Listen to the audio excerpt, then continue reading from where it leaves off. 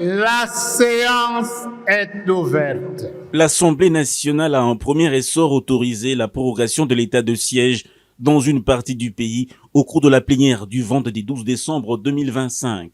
Sous la houlette du deuxième vice-président de l'Assemblée nationale, l'honorable Christophe Mbossong-Koudia, cette plénière a démarré comme de coutume par l'adoption de l'ordre du jour, succédé de quelques motions d'information défendues par le ministre d'État en charge de la justice et garde des Sceaux, Guillaume Ngefa Tondoko. Ce projet de loi a été d'abord déclaré recevable, puis adopté par 367 élus nationaux contre 11 sur 378 députés présents en plénière au terme d'un long débat. C'est dans un moment particulier et éprouvant au regard de la situation à l'est de notre pays que je me présente devant vous, des élus légitimes du peuple, pour m'acquitter d'un devoir républicain essentiel.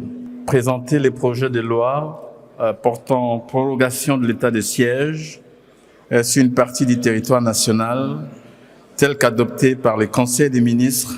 La plénière s'est poursuivie par la présentation de deux propositions de loi. Il s'agit de la proposition de loi portant principes fondamentaux relatifs à l'élevage en RDC, initiée par l'honorable Sosten Maombi Katsongo, et celle modifiant et complétant la loi portant code du travail telle que modifiée à ce jour, introduite par l'honorable Patrick Eshiba Kassemwana. Le texte que nous examinons va au-delà de la technique législative.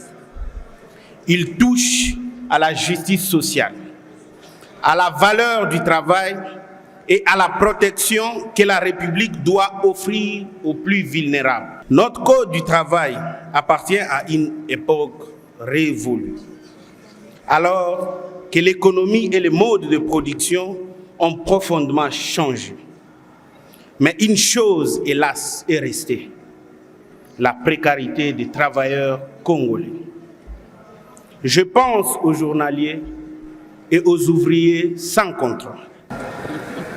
Merci, honorable président, de la parole accordée. Je félicite les collègues Patrick Eshiba, parce qu'il a abordé un domaine très important lié à la sécurité sociale, un domaine qui appelle l'observation du jour le jour. Je vois également l'honorable Mwambi Katsongo Sosten. Il a également abordé un domaine important qui a un impact direct avec la population. Je pense que je n'ai pas de questions directes à poser, mais j'ai des observations à formuler. Je commence par la loi la loi portant principes fondamentaux relatifs à l'élevage en République démocratique du Congo. Lorsque nous avions fait lecture de l'exposé des motifs, collègues, il faudrait revoir. Vous allez voir que l'exposé des motifs est trop général, peu structuré et insuffisamment aligné. Il faudrait que ça soit cohérent, conformément même au texte qui concerne les fonds. Concernant l'article 2 de la proposition, vous allez voir que la formulation est aussi générique. Vous avez défini les concepts, mais il y a certains concepts que vous-même, vous n'aviez pas fait attention, entre autres la catégorie d'élevage familial, semi-industriel et industriel. Il faudrait, à mon humble avis, reformuler de la manière suivante. La présente loi s'applique à toutes les activités d'élevage, quelles qu'en soient, familiales, semi-industrielles ou industrielles, couvrant l'ensemble des espèces animales domestiques et aquatiques, ainsi que les activités connexes de production. Je pense que ça peut aider aux lecteurs de comprendre aussi lorsqu'il s'agit d'une activité et les situer selon le contexte. L'article 3 également, je relève quelques observations. D'une part, l'article définit certains concepts qui ne sont pas même utilisés dans les corps du texte que vous avez. Et d'autre part, vous avez aussi omis de définir certains. Vous pouvez voir vous-même, vous avez les textes, selon les systèmes de l'élevage, les systèmes intensifs, du secteur traditionnel et du secteur moderne. Donc je vous prie également d'améliorer cette écriture.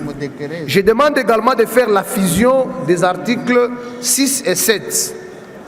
Parce que lorsque vous lisez, vous verrez que pour assurer la cohérence de ces deux textes, l'actuel article 6 doit être transformé en article 7 et l'actuel 7 doit être changé et énuméré comme l'article 6 pour plus de cohérence. Concernant la pratique de l'élevage, vous-même vous avez dit il faut une révision, mais il faut aussi insérer les chapitres complémentaires. J'ai proposé à ce sujet des chapitres. Un chapitre consacré à la typologie des élevages, visant ainsi à distinguer et à classifier les différentes formes d'élevage que nous avons dans notre pays.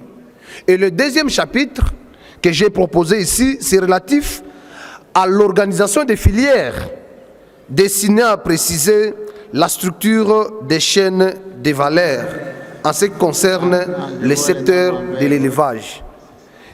Alors, deuxième observation, ça concerne la loi qui modifie le code du travail avec l'honorable Patrick Ishiba. Honorable Président, cette loi a le mérite d'être présentée et d'être soutenue.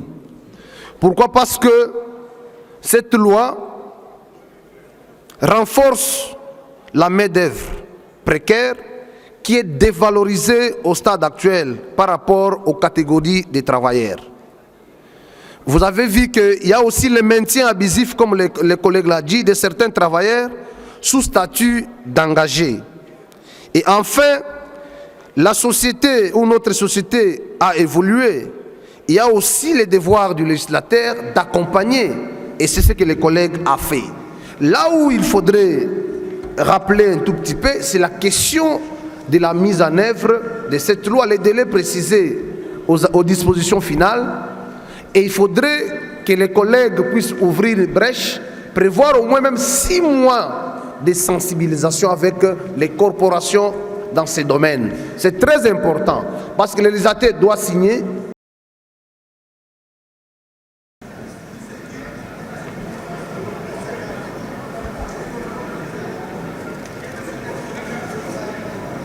Merci.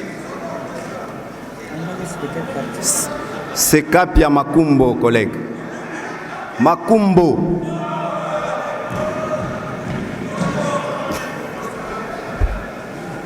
Avec O à la fin. Merci, honorable président de l'Assemblée nationale, de m'avoir accordé la parole. Honorable président, honorables membres du bureau, estimés collègues, je prends l'intervention en première position avec une grande désolation parce que ça fait bientôt 2 ans que nous sommes ici et à chaque fois il y a nos collègues de l'Est et nous-mêmes qui compatissons ensemble avec nos compatriotes. Vous allez comprendre, honorable président, avec nous, que rien ne sert à produire quelque chose qui ne fait rien. Vous êtes convaincus que l'état de siège a échoué jusqu'à un certain niveau où nous allons nous dire peut-être nos militaires qui ont été placés à la tête de nos provinces déjà presque occupées ne prouvent pas de leurs compétences pour défendre cette partie de notre pays.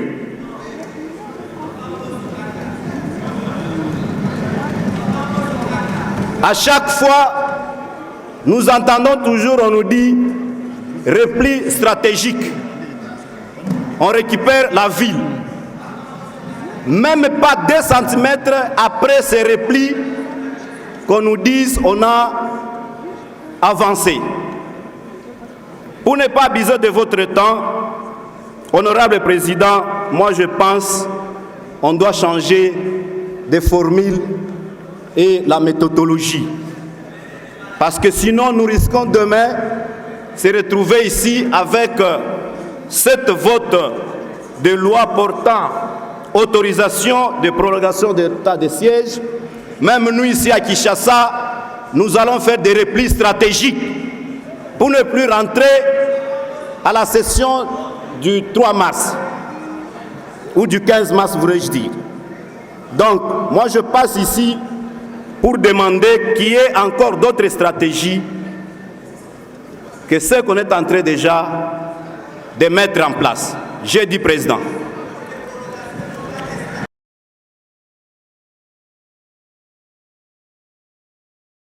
Honorable Président, honorable membre du bureau, honorable député, très chers collègues, je prends la parole. Et avant de dire quoi que ce soit, je voudrais solliciter l'indulgence de tous nos collègues députés des circonscriptions électorales de la province de l'Ituri, du Nord Kivu et du Sud Kivu. Parce que, Monsieur le Président, ce que je peux ou ce que je vais dire peut-être heurter les émotions des uns et des autres. Monsieur le Président, nous sommes en train de discuter sur la loi sur la prorogation de l'état de siège. Cette loi a été discutée en termes de projet à Conseil des ministres et aujourd'hui présentée par les ministres d'État, ministre de la Justice et garde des Sceaux, représentant le gouvernement. À ce qui me concerne, Monsieur le Président, je pense que tous les débats que nous pouvons faire sur cette question devraient cadrer à 2 choses. Soit la recevabilité de ce projet de loi, soit son fondement. Toutes les autres questions, Monsieur le Président, qui se rapportent à l'évolution de la situation sécuritaire dans les provinces concernées, mais également dans la province du Sud Kivu.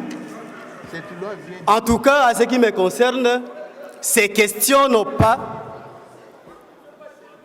lieu d'être évoquées à ce moment. Pourquoi, Monsieur le Président? Comme députés, nous savons que la politique de la défense et de la sécurité est menée par le gouvernement. Nous sommes députés, nous votons des lois et c'est le gouvernement qui les exécute. Le gouvernement, par son plus haut représentant, a jugé bon, Monsieur le Président, d'instaurer l'état de siège comme une mesure exceptionnelle à une situation exceptionnelle qui est la guerre. Parce que la guerre n'est pas une situation normale. La guerre, c'est une situation exceptionnelle. Et lorsque elle est là, Monsieur le Président, c'est normal que des mesures exceptionnelles soient prises. Et notre gouvernement, par le biais du président de la République, instaure l'état des droits, l'état de siège. Ce même gouvernement, Monsieur le Président, nous demande et nous dit aujourd'hui que cette mesure est encore nécessaire pour que nos forces de défense et de sécurité continuent à restaurer ou à chercher à restaurer la sécurité là où elle a été compromise. Je ne pense pas, Monsieur le Président, qu'à ce moment, ou à ce stade, nous pouvons nous refuser cette question. Voilà pourquoi, Monsieur le Président, d'emblée, j'appelle aux honorables députés à voter d'abord la recevabilité de ce projet de loi.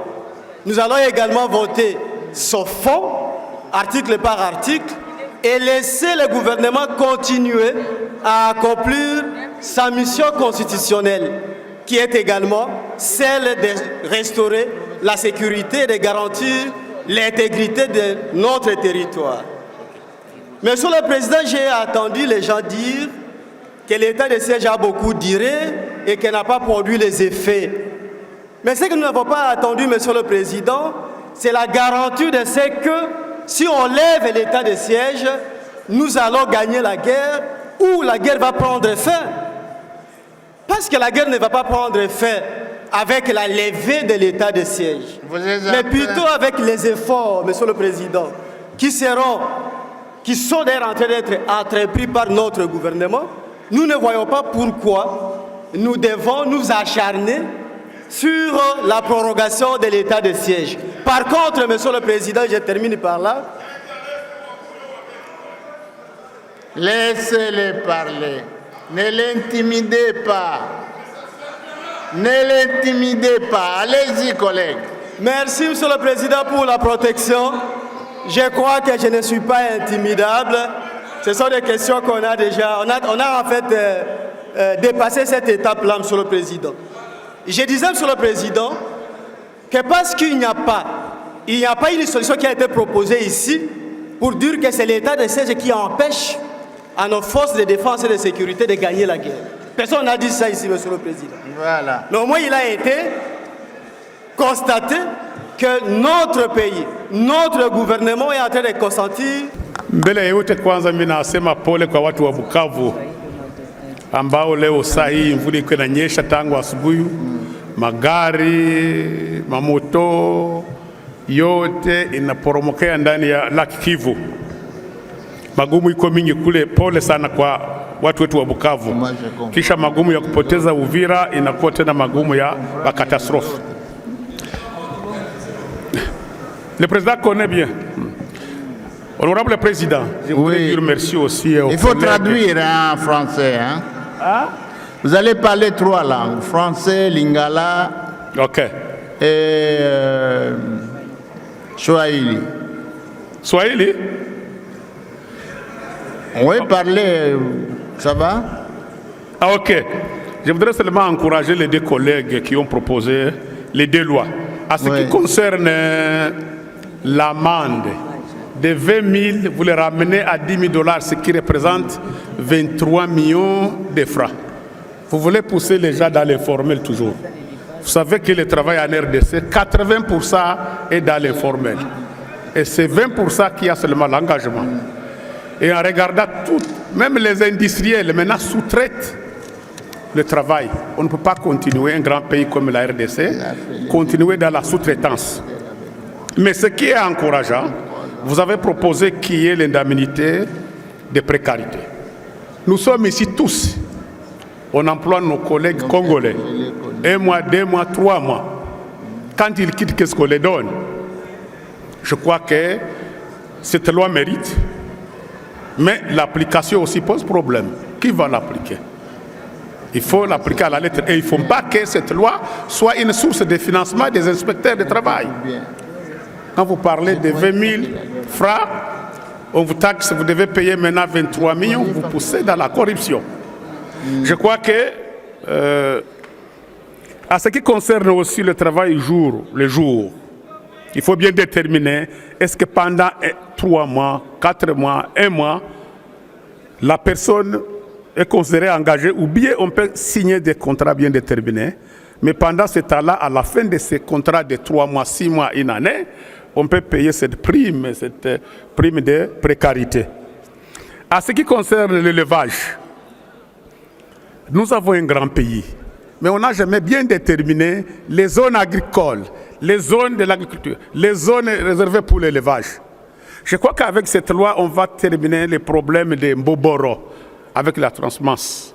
On a connu aussi le même cas dans la plaine de la Ruzizi, où on a vu tous les éleveurs burundais ou rwandais venir en RDC. Mais si aujourd'hui les gouvernements prennent des mesures pour dire, vous avez vos vaches, vous voulez venir en RDC, voilà les prix à payer, voilà où faire passer vos vaches, voilà là où vous allez orienter vos vaches. Et à la fin de la saison, vous pouvez retourner avec vos vaches. Je crois qu'avec cette proposition de loi, va régler beaucoup de questions.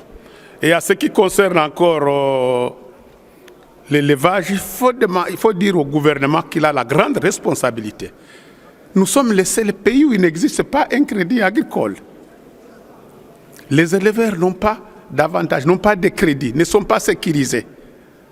Il faut que les gouvernements mettent des moyens pour sécuriser, pour une sécurité alimentaire. Il faut mettre des moyens, donner aux gens des crédits, les éleveurs, les agriculteurs. C'est avec ça qu'on va développer le pays. On ne peut pas seulement compter sur la mine, mais en garantissant l'agriculture, l'élevage, la pêche, en donnant des crédits, en garantissant les agriculteurs, en réservant leurs zones réservées uniquement pour l'élevage, ça va permettre à développer ce secteur industriel et artisanal.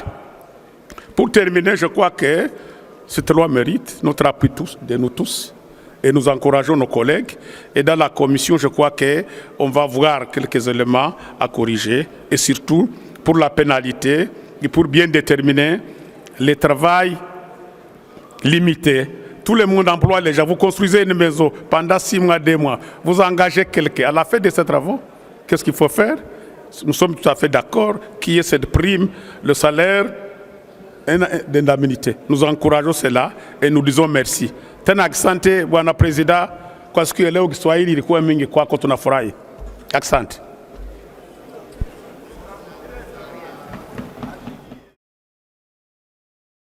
Honorable Président, honorable membre du bureau, chers collègues, je prends la parole ici pour une motion d'information qui a 2 ou 3 paliers en rapport avec ma circonscription électorale de Gungu dans la province de Kwilu.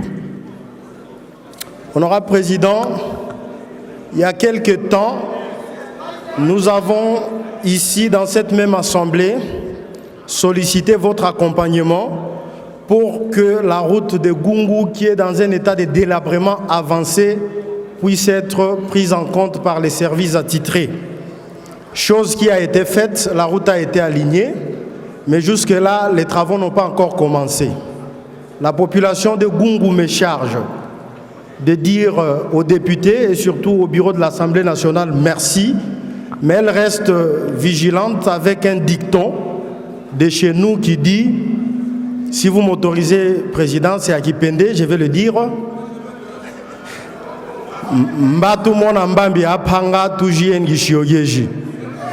cela veut dire que l'effectivité de ces travaux ne pourra être acceptée par la population que quand il y aura les engins sur terrain. Mais sinon, la population vous dit merci. Deuxième chose, honorable Président, c'est la motion relative aux travaux du pont Kandal, dans le secteur de Kandal. Jusqu'à ce jour, honorable Président, tous les matériaux ont été déposés sur place, mais rien n'a commencé comme travail, à telle enseigne que le ciment qui a été entreposé par l'entreprise devient presque dur.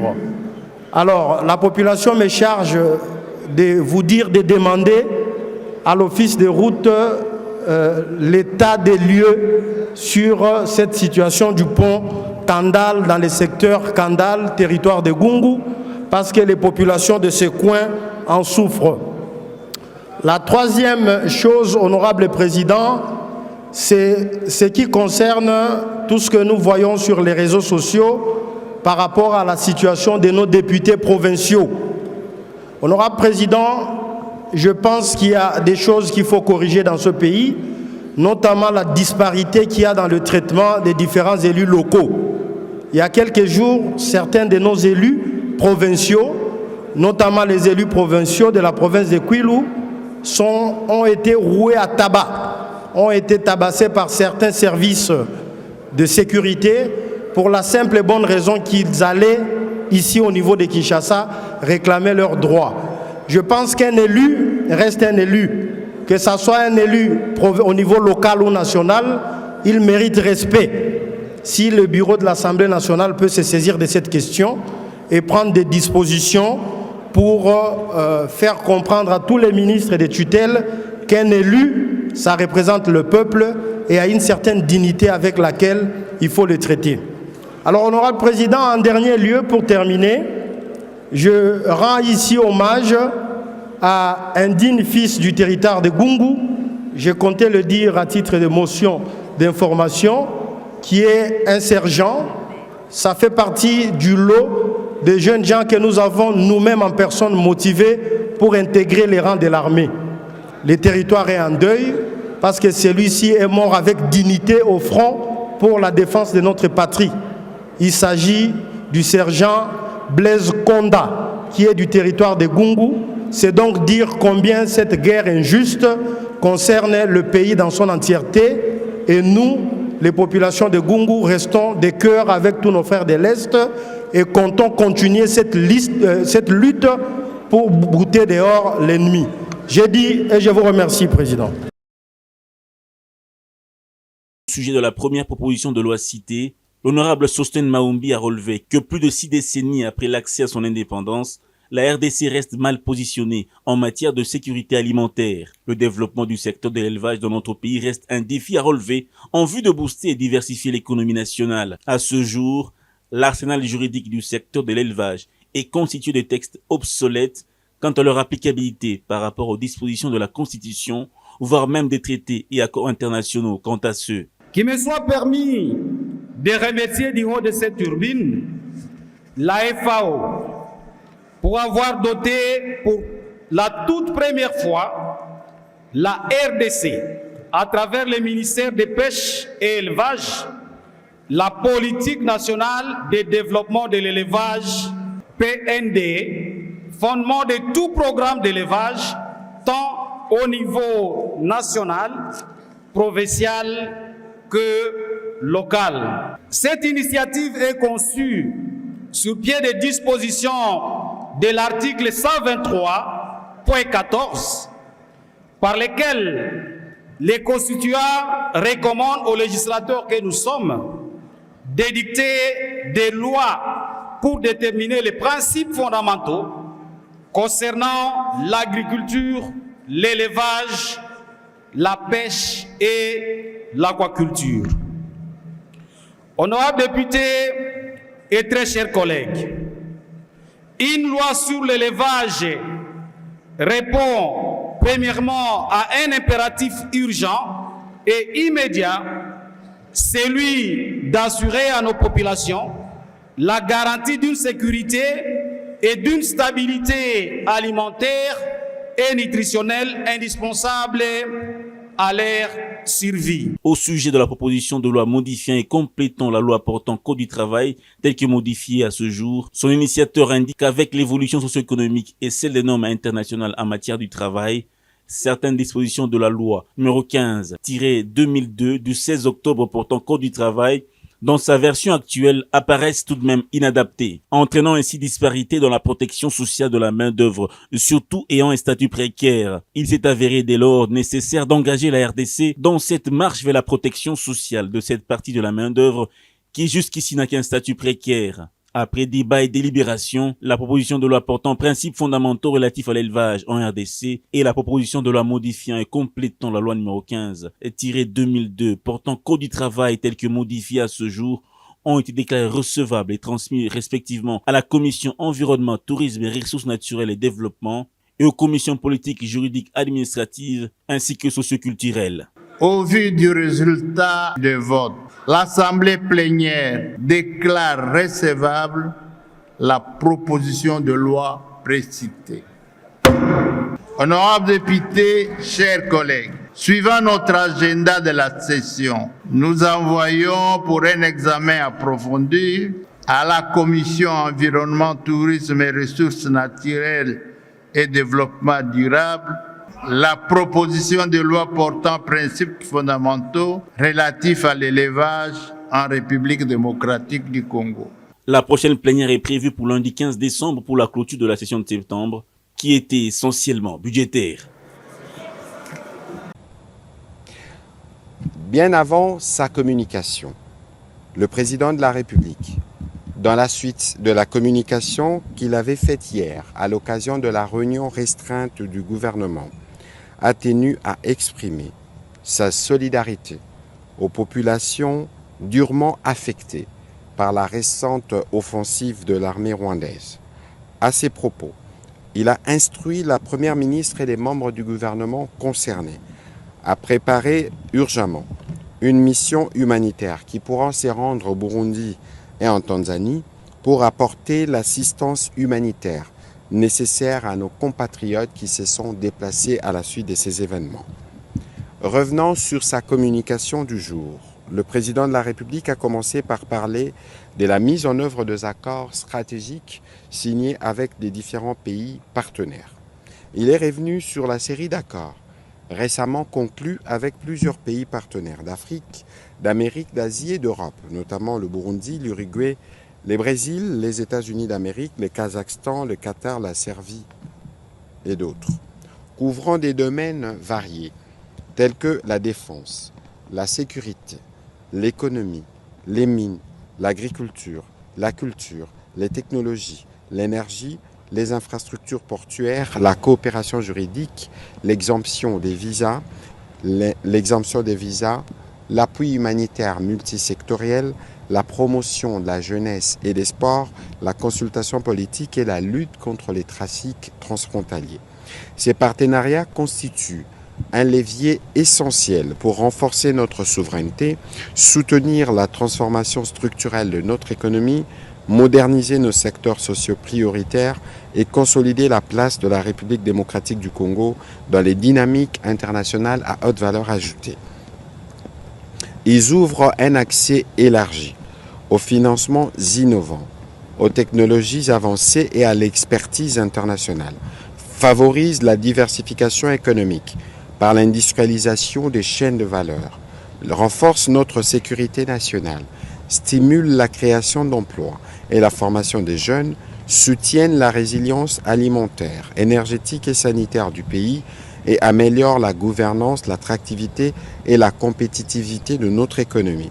Au regard de ces enjeux, le président de la République a insisté sur la nécessité d'une exécution rapide, rigoureuse et coordonnée des 10 accords afin que leurs impacts positifs se traduisent concrètement dans la vie de nos concitoyens. À cet effet, il a instruit les membres du gouvernement concernés par chaque secteur d'accord d'assurer une coordination étroite avec la primature ainsi que la présidence de la République dans le but d'éviter tout retard ou chevauchement des responsabilités. La Première ministre, quant à elle, veillera à l'élaboration par chaque ministre sectoriel d'une feuille de route opérationnelle comprenant les actions prioritaires à court, moyen et long terme, les indicateurs de performance permettant d'apprécier l'état d'avancement. Le deuxième point de la communication du président de la République a porté sur la nécessité à prendre des dispositions sécuritaires et sociales en vue de la fin de l'année 2025. À l'approche des festivités des fins d'année, période traditionnellement marquée par une forte mobilité sociale, une intensification des échanges économiques et un accroissement des activités communautaires à travers le pays, le président de la République a rappelé la nécessité pour le gouvernement de prendre toutes les dispositions idoines afin de garantir à nos populations une fin d'année paisible, pleinement sécurisée et empreinte de dignité. Dans ces contextes, une attention particulière devrait être portée au renforcement des dispositifs de sécurité, à la fluidité des mouvements des personnes et des biens, à la prévention des risques liés au rassemblement public, ainsi qu'au maintien de l'ordre public dans les respects des libertés individuelles. De même, la veille stratégique doit être accrue pour anticiper toute menace éventuelle, notamment dans les zones sensibles, et protéger l'intégrité du territoire. Pour le président de la République, l'enjeu est de permettre aux Congolais et aux Congolaises de célébrer ces moments de cohésion nationale dans un climat serein, garantissant la protection des familles, la continuité des services essentiels, la stabilité sociale et l'affirmation de l'autorité de l'État. À cet effet, il a instruit les vice-premiers ministres, ministres de l'Intérieur, celui de la Défense, ainsi que les services de renseignement, de renforcer les dispositifs de sécurité sur toute l'étendue du territoire national, particulièrement dans les zones urbaines, les axes routiers, les lieux de culte, les centres commerciaux et les sites des grandes affluences. Des mesures préventives et opérationnelles renforcées devront être mises en œuvre afin de prévenir toute tentative de déstabilisation et de garantir la tranquillité publique durant cette période. Le ministre de la Communication et Médias, porte-parole du gouvernement, devra quant à lui veiller à mobiliser les médias pour sensibiliser la population à la vigilance en invitant chaque citoyen à signaler tout comportement suspect et à éviter tout relâchement pouvant offrir une opportunité aux ennemis de la République. Par ailleurs, le vice-premier ministre, ministre du Budget, ainsi que le ministre des Finances sont instruits de prendre toutes les diligences pour que les agents et fonctionnaires de l'État bénéficiaires de vivres soient servis et payés dans les délais afin d'assurer des conditions décentes pour les fêtes de fin d'année.